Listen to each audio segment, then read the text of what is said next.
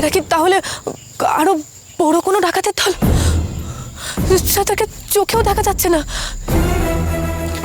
না না, এখানে আর এক মুহূর্ত নয়, এখানে থাকলে আরো বিপদ বাড়তে পারে।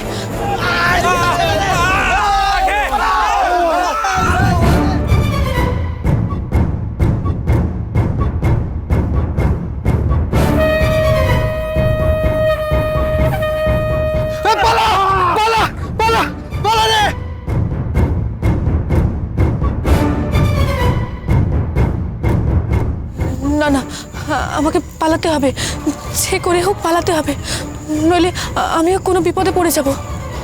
আমার এই ডাকাত দলকে তো চোখেও দেখা যাচ্ছে না। হে মা বিশালাক্ষী, আমাকে রক্ষা করো মা, আমাকে বিপদ থেকে রক্ষা করো।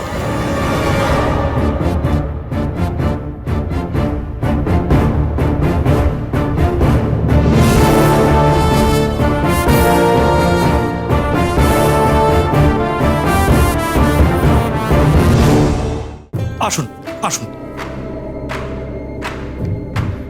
আপনারা বসুন না রত্নমশাই, আমি এক্ষুনি কর্তামশাইকে খবর দিচ্ছি।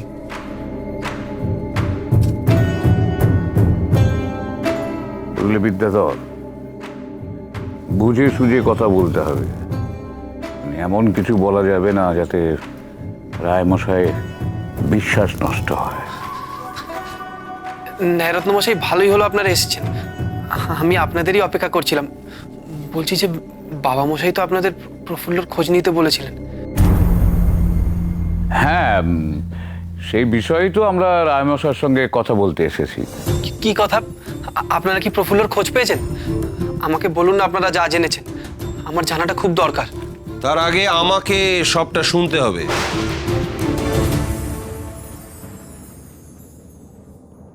বলুন, কি সংবাদ?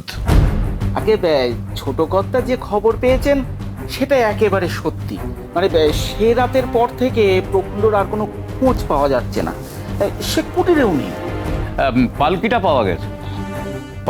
পাওয়া গেছে, ভেতরে কিছু দড়িও পাওয়া গেছে। মনে হয় দড়ি দিয়েই হাত পা বেঁধেছিল, কিন্তু কারা খুলে দিল, প্রফুল্ল কোথায় গেল, কারা প্রফুল্লকে কোথায় নিয়ে যেতে চেয়েছিল, এই বিষয়গুলো এখনো জানা যায়নি। জানা যায়নি মানে? আপনারা ওই অঞ্চলের মাথা, আপনাদের এই অঞ্চল থেকে একটা জলজ্যান্ত মেয়ে উধাও হয়ে গেল, অথচ আপনারা কোনো খবরও পেলেন না। আমাদের সন্ধান এখনো চলছে। তবে হ্যাঁ, এটাও সত্যি যে প্রফুল্লর পরিণতি সম্পর্কে এখন আমরা জেনে উঠতে পারি। সে যেন একেবারে ভোজ বাজির মতন উধাও হয়ে গেছে। গায়েরও কেউ তাকে দেখেনি। যেটুকু জানা ছিল সেটুকু বললাম, এর থেকে বেশি আমাদের কিছু জানা নেই। ব্যাস ব্যাস, হতেই হবে। ব্রজেশ্বর ওই মেয়ে নিরুদ্দেশ হয়ে গেছে, কেউ কিছু জানে না, এটাই কি তোমার মনকে শান্ত করার পক্ষে যথেষ্ট নয়? ন্যায়রত্নমশাই, এর বেশি কিছু জানার প্রয়োজন নেই আমাদের। ব্রজেশ্বর, তুমি এখন আসতে পারো। আর কারো প্রয়োজন থাকুক বা না থাকুক, কিন্তু আমার জানার প্রয়োজন আছে বাবা মশাই। আমাকে জানতে হবে প্রফুল্ল কোথায়, কি অবস্থায় আছে। তার সংবাদ না পাওয়া পর্যন্ত যে আমার শান্তি নেই। আপনারা ভালো করে খোঁজ করুন ন্যায়রত্নমশাই, ভালো করে খোঁজ করুন। বাচ্চা ছেলের মতো জেদ করো না ব্রজেশ্বর।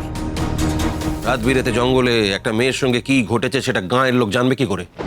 তারা তো তাকে পাহারা দেওয়ার জন্য জঙ্গলে বসেছিল না। সব অবান্তর প্রশ্ন করো না। ক্ষমা করবেন বাবা মশাই, আমাকে প্রফুল্লর শেষ পরিণতি জানতেই হবে। হয়তো হয়তো আমরা যে কথাটা ভাবছি সেটা সত্যি নয়। হয়তো প্রফুল্ল সুস্থ আছে, ভালো আছে। সে সম্ভাবনা নেই। হয় তাকে বাঘে খেয়েছে, না হয় হাতিতে পিষে মেরেছে, না হয় ওই দুষ্টু লোকে ধরেছে, তাহলে ওই কোনোভাবে পালিয়ে গেছে, এমনটাও হতে পারে। সেটাই তো জানতে চাই আমি, যে প্রফুল্ল কি অবস্থায় আছে। আমাদের একটা নিশ্চিত সিদ্ধান্তে আসতে হবে। এমন কি কেউ নেই যে বলতে পারবে প্রফুল্লর কথা? বলুন না ন্যায়রত্নমশাই, এমন কি কেউ নেই? ব্রজেশ্বর, তুমি এখান থেকে যাও, আমাদের নিজস্ব কিছু আলোচনা আছে।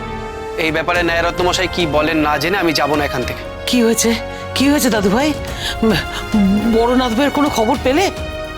ইনি নিজের ছেলেকে সামলাও, অত্যাধিক বাড়াবাড়ি করছে। ব্রজ ব্রজ চল বাবা, আর এখানে দাঁড়িয়ে থাকিস না, তুই চলে আয়। না মা, আমাকে জানতেই হবে প্রফুল্লর কথা। ন্যায়রত্ন মশাই হয়তো বলতে পারে যে কে জানে প্রফুল্লর কথা। সেদিনের ঘটনা একমাত্র জানতে পারে একজন।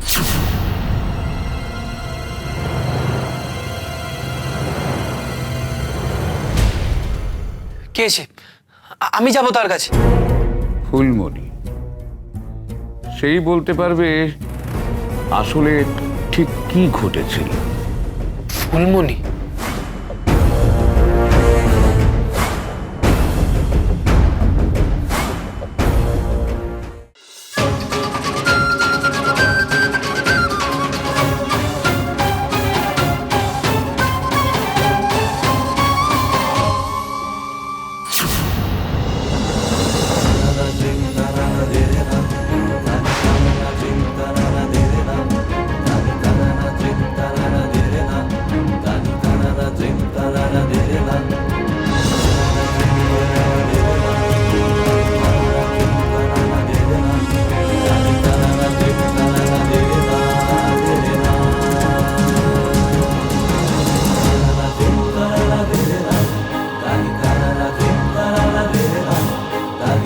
তুমি কে মা?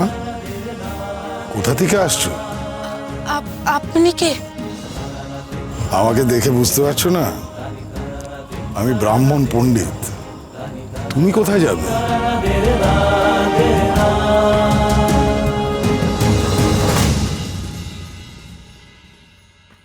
যাব মানে ওই হাটে যাব। কিন্তু এদিকে তো হাটের পথ নয় মা, তুমি ভুল পথে এসছো।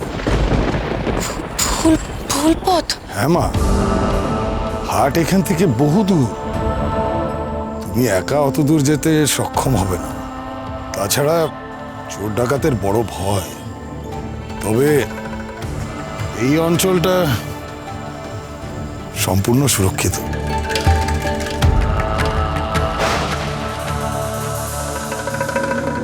কি হয়েছে মা? তুমি বারবার পেছন দিকে তাকাচ্ছ কেন? কেউ কি তোমাকে অনুসরণ করছে? তোমার ভয় নেই, এখানে কেউ তোমার কোনো ক্ষতি করতে পারবে না। হাটের পথ কঠিন, কিন্তু আমার যে হাটে না গেলেই নয়। তাহলে উপায়? উপায় আমি তোমার একটা করতে পারি। এই কাছেই আমার একখানা মুদির দোকান আছে, তুমি চাইলে সেখান থেকে চাল ডাল কিনতে পারো। মুদির দোকান আপনার? ভাবছো তো ব্রাহ্মণ মানুষ হয়ে পুরোহিতের কাজ না করে মুদির দোকান চালাই কেন? এই জঙ্গলে তেমন যজমান কোথায়? তাছাড়া লোকালয় থেকে যাদের অনেক দূরে থাকতে হয় তাদের জন্য খাদ্য অন্য অন্য জিনিসপত্র রাখতে হয় বই কি। একটা কথা জিজ্ঞেস করব, আপনি লোকালয়ে থাকেন না কেন? সেখানে থাকলে তো। আমার কথা জেনে তোমার কি প্রয়োজন মা? তোমার যা প্রয়োজন তা নিয়ে তুমি এসো। সেই ভালো, আমার অত জেনে কি লাভ? তুমি কি আমার দোকান থেকে মালপত্র নেবে? তাহলে এসো আমার সঙ্গে।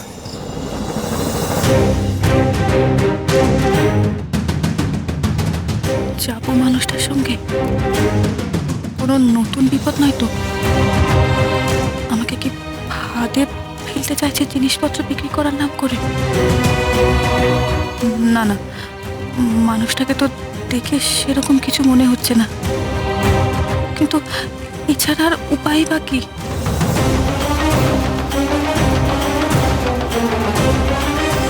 বাঁচতে গেলে তো চাল ডাল লাগবেই, একটু তো নিতেই হবে।